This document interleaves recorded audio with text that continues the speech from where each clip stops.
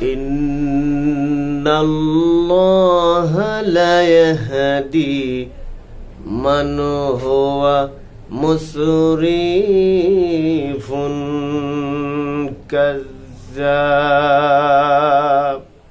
মহান রব্বুল আলামিন বললেন, নিশ্চয় যারা আল্লাহ তাআলার সাথে বিশ্বাসঘাতকতা করে আর মিথ্যা কথা বলে তাদেরকে মহান রব্বুল আলামিন সৎ পথে পরিচালিত করেন না।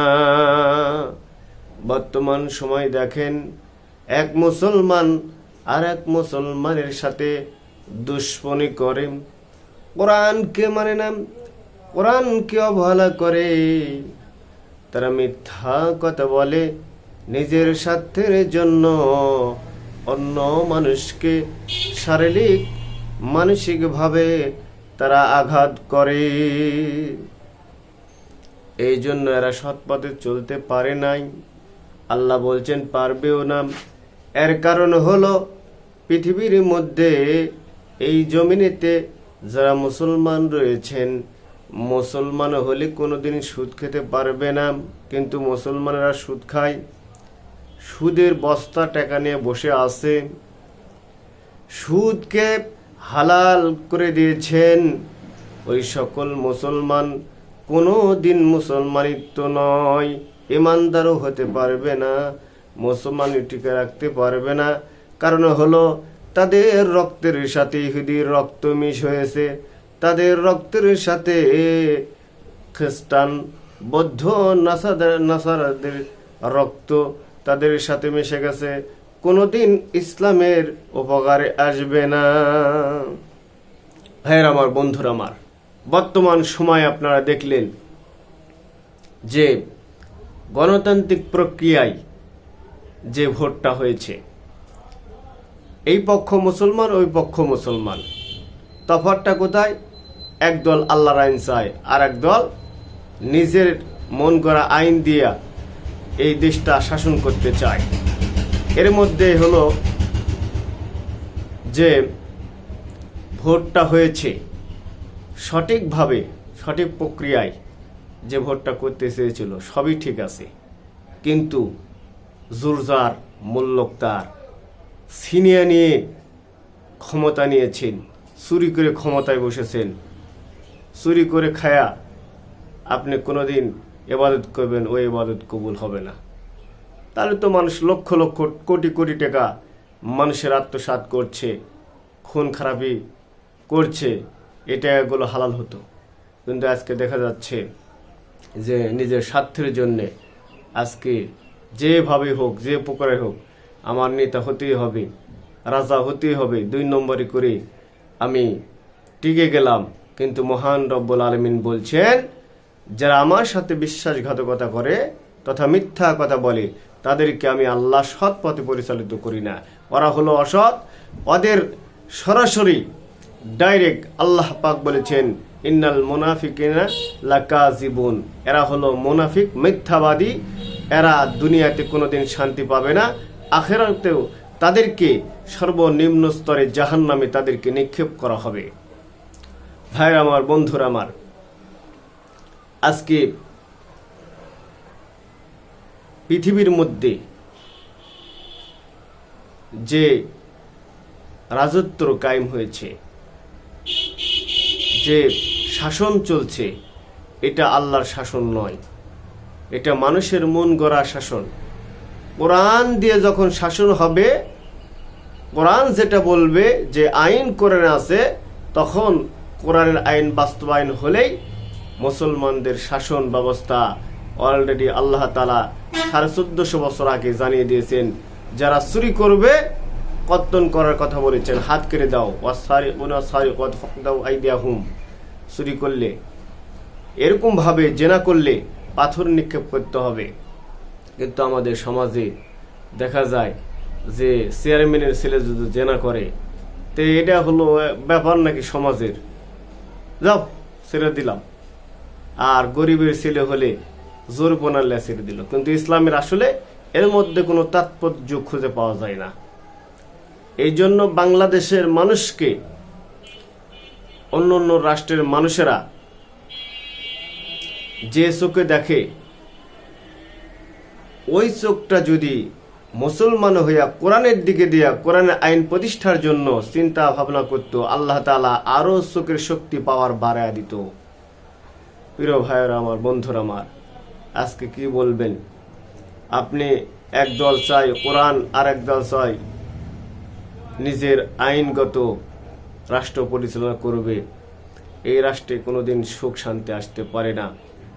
যারা বলে সুখ দিবে শান্তি দিবে, এরাই হলো দুর্নীতিবাজ। কারণ কোরআন ছেড়ে যদি এই কথা বলে, এরা মিথ্যা কথা ছাড়া সত্য কথা বলতে পারে না। এই জন্য ইসলামকে পরিপূর্ণ জীবন ব্যবস্থা গড়ার জন্য, জীবন ব্যবস্থাকে প্রতিষ্ঠিত করার জন্য, ইন্নাদ-দীনা ইনদাল্লাহিল ইসলাম, আল্লাহ পাক বললেন মনোনীত ধর্ম হলো ইসলাম ধর্ম। আপনি কোন ধর্মের উপর আছেন? আপনি মুসলমান দাবি করেন আর একদিকে সুদ খাবেন, সুদের রাজত্ব কায়েম করবেন। এই সুদকে বিশ্বাস করবেন না। যারা সুদ খায়, সুদ দেয়, এরা হলো আল্লাহর শত্রু, মুসলমানদের শত্রু। এরা ইহুদির বন্ধু, খ্রিস্টানের বন্ধু, মুসলমানের কোনো কাজে আসবে না। কারণ হলো সুদ যারা খায়, সুদ দেয়, তারা জানে আমরা জালিম, আমরা জাহান্নামে যাব। এরা জান্নাতে যেতে পারে না, জান্নাতের আশা করা যায় না। কারণ দুনিয়াতে আল্লাহ তাআলা তাদেরকে অনেক ধন সম্পদ দান করবে, কিন্তু পরকালে আল্লাহ তাআলা তাদের জন্য কিছুই রাখবে না। এই জন্য আমরা সুদকে বর্জন করব। সুদ যে ব্যক্তি খাবে এবং দিবে সম্পূর্ণ হারাম। যে ব্যক্তি সুদকে কায়েম করার জন্য এই দেশে চেষ্টা করবে, এই দেশটাকে নাপাক, যেমন শহরে পায়খানা করলে ওই রাস্তা দিয়ে যাওয়া অসম্ভব হয়ে যায়, নাপাক হয়ে যায়। যারা সুদ বহন করছে, সুদ খাচ্ছে, এই নাপাকি ছড়িয়ে দিচ্ছে। এই নাপাকি বডি নিয়ে, নাপাকি দেহ নিয়ে, মন নিয়ে কোনো ইবাদত কবুল হবে না। যতই চিল্লায়া, যতই বড় টুপি মাথার দেন আর যতই কিছু করেন না কেন, মুসলমানই তার মধ্যে থাকবে না। এই জন্য আমাদের সুদমুক্ত হতে হবে। এই জন্য ইসলামকে প্রতিষ্ঠিত করতে হবে। ইসলাম ছাড়া কোনো বিকল্প নাই, ইসলাম ছাড়া কোনো ধর্ম নাই। যে আপনি মুসলমান হয়েছেন, আপনি অন্য ধর্মের আপনি অনুসরণ করতে পারবেন, এটাও তো আপনি পারেন না, এখতিয়ার নাই।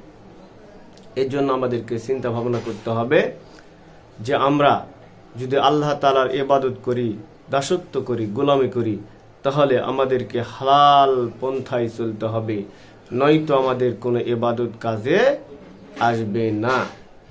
এখন আপনি টয়লেট বানাচ্ছেন, 10,000 টাকা সুদ নিয়েছেন। একটা ভ্যান গাড়ি কিনলেন, সুদ নিয়েছেন। দেখেন কত উপকারের সুদ আছে। সকল সুদ থেকে আল্লাহ তাআলা আমাদেরকে যেন হেফাজত করেন। সকলে বলেন আল্লাহুম্মা আমিন। প্রিয় ভাইয়েরা আমার, বন্ধুরা আমার, আজকে যেই দেশে ঘুষ চলে, যেই দেশে সুদ চলে, সেই দেশে চুরি ডাকাতি খুন খারাপি বেশি চলবে, এটাই স্বাভাবিক। যতক্ষণ পর্যন্ত ইসলাম তার হৃদয়ের মাঝে, বডির মধ্যে কায়েম হবে না, ততক্ষণ পর্যন্ত তার দ্বারা অন্যায় এটা তারা হালাল মনে করে। কিন্তু প্রকৃতপক্ষে যখন ধরা পড়ে, পুলিশে অ্যারেস্ট করে, তারপরে জজে যখন ফাঁসির অর্ডার তথা যাবজ্জীবন দিল, তখন গান বুঝতে পারে যে আমি কত বড় অন্যায় করছি। এর আগে তার হৃদয়ের মধ্যে এই সকল কিছু অনুভব হয় না। এর একটাই কারণ হলো ইসলাম তার মধ্যে নাই। ইসলাম যদি থাকতো, এই পুলিশ বলল তার আগে সে সতর্ক হয়ে যেত। এর জন্য আমাদেরকে বুঝতে হবে ইসলাম ছাড়া কোনো বিকল্প নাই। এহকাল আপনি হইতে 50, 60, 100 বছর আপনাকে হায়াত দিয়েছেন, রাজত্ব করলেন, এরপরে লক্ষ লক্ষ কোটি কোটি কোটি কোটি মিলিয়ন মিলিয়ন বছর, যেখানে কোনো দিন সেই দিন আর আমাদেরকে মরতে হবে না। যেই দিন ফাইসালা হবে, যদি জাহান্নামী হয়ে যান, সারা জীবন জাহান্নামার আগুনে পুড়তে হবে। আর জান্নাতি যদি হয়ে যান, তাহলে কপাল ভালো, জান্নাতে আমরা পুষতে পারলে আল্লাহ তাআলা শান্তিময় জীবন আমরা কাটাতে পারবো। দুনিয়ার এই স্বল্প সময়ে আমরা যেন খারাপ কাজ থেকে আমরা বেঁচে থাকি। আমরা সকলেই বলি আল্লাহুম্মা আমিন। প্রিয় ভাইরা আমার, বন্ধুরা, আমরা সকলেই সামনে আমরা ইসলামের রাষ্ট্রকে আমরা কিভাবে ইসলামকে প্রতিষ্ঠিত করতে হবে সেটা আমাদের ধারণা থাকতে হবে। আমাদের শরীরে রক্ত যদি দেওয়া লাগে দিব, আমাদের কল্লা ভুলের নৃত্য যদি করা লাগে তাও করব, তাও ইসলামকে প্রতিষ্ঠিত করতেই হবে। বলি ঠিক না বা ঠিক?